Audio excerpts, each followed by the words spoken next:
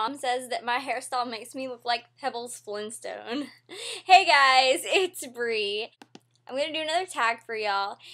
I've been trying to do all of What the Buck tags, so we're gonna start with that one. The first question, why all tag questions have to do with cheese and Coke? Seriously, that's my next rant video. No more tags to do with cheese or Coke. What's your favorite pizza? I don't eat pizza. You guys know that. Okay, question number 2. Who is the most famous person you've ever met? I've met a lot of famous people, actually. Famous people live in New Orleans, because New Orleans is thebomb.com. No, seriously, I met Howard Stern in an airport. And keep in mind, we had silent reading time when I was in the 6th grade. And so I love to read, but I was a very rebellious kid and I didn't like to be forced to do anything.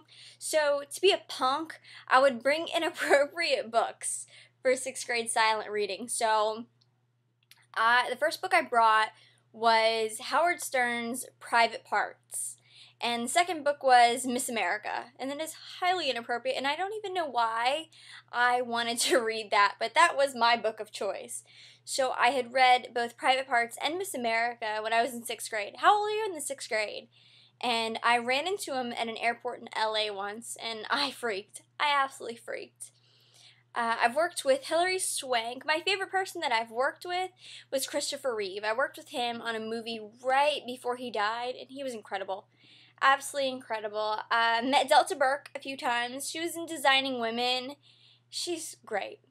Absolutely great. She has this quote, and she says, "I'd rather be riding a convertible with a crown on my head." And that's completely me. I've done pageants my whole life. So, next question. 3, what would your last meal be?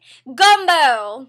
Definitely. It would be gumbo from Deanie's in Bucktown, Louisiana. 5, if you could be any character in a Broadway show, who would you be? Oh my gosh, I have the best answer for this. Okay, this is kind of an unknown show, but The Last 5 Years is definitely my favorite Broadway show. And for a lot of reasons. The first reason I picked this show is because there are 2 characters. There is a male and there is a female. And I wouldn't want to be in a big, huge Broadway show like Wicked. Of course, everyone wants to be Elphaba and defy gravity. But I think that in this show, there are 2 people. So you are basically the central focus. The show's about a relationship. And the very beginning of the show opens, and it's the end of the relationship, and she's leaving her husband, and she's talking about Jamie is over, Jamie's gone, and I'm still hurting. And so the next song is Jamie on their very first date, and he says how he reacts to her, and he tells her, if you had a tattoo, that wouldn't matter. If you had a shaved head, or you once were a man. If your mother and your brother had relations with each other, and your father was connected to the Gotti clan, I'd say, well, nobody's perfect. Oh my gosh, it's such a good show. I love it. But it goes on, and it's the end of the relationship for her and the beginning of the relationship for him. In the very middle of the play, they finally meet, and it's their wedding. It's so good. And then it goes the opposite direction. So the very, very last song is Kathy after their first date. And you guys know, y'all have had that first date, and she says, goodbye until tomorrow, goodbye until I'm done thanking God that I've been waiting for you, goodbye until the next time you call. And she's just, I have been waiting for you. And I love that. And I knew that Nick was the one, because that's exactly how I felt the night after I met him. I was floored. Absolutely floored.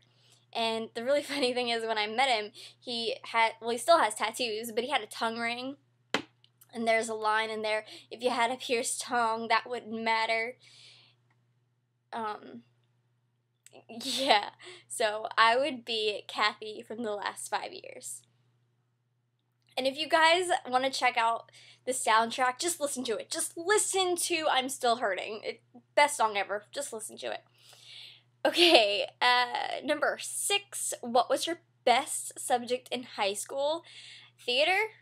Yeah, that was my best subject. English, I really liked English. I liked writing papers and all that fun stuff.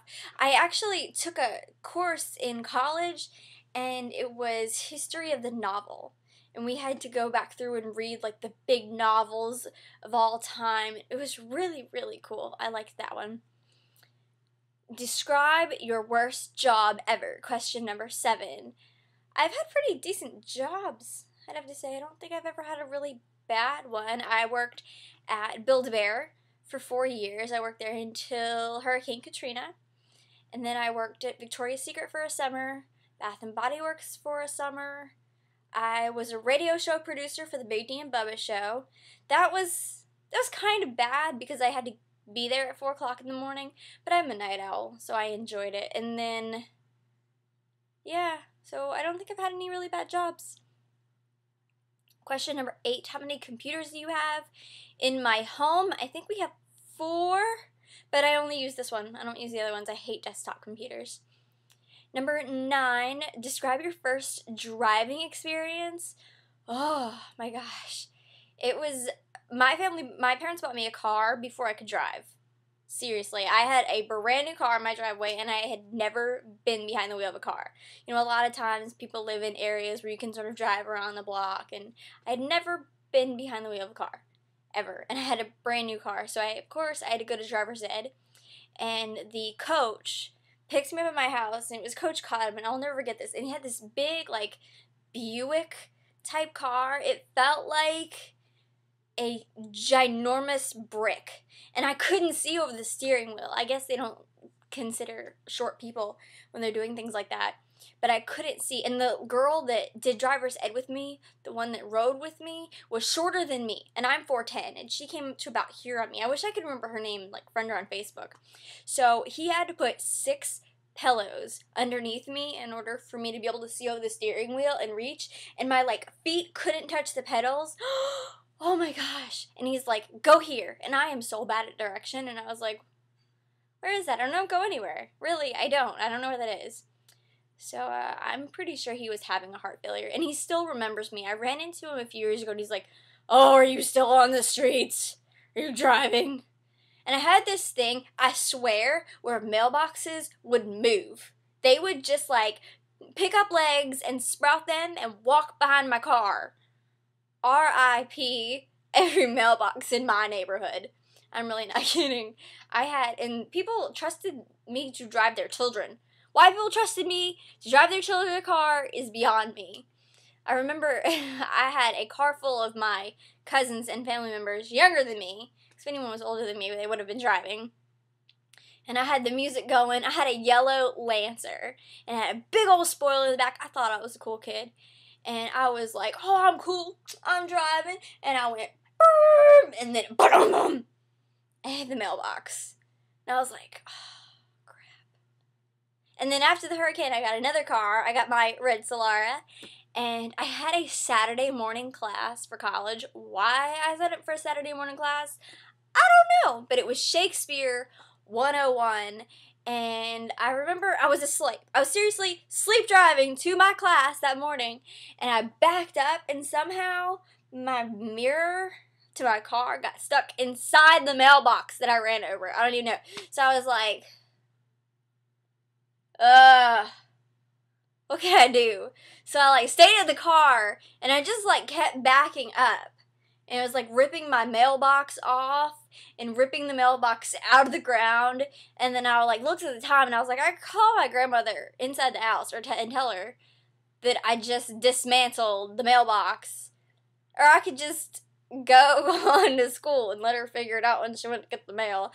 So I drove on to school, and on my way there, because they were still sleeping, I called it. I was like, you don't have a mailbox anymore. Whoops. So yeah, that was my first driving experience. Kind of.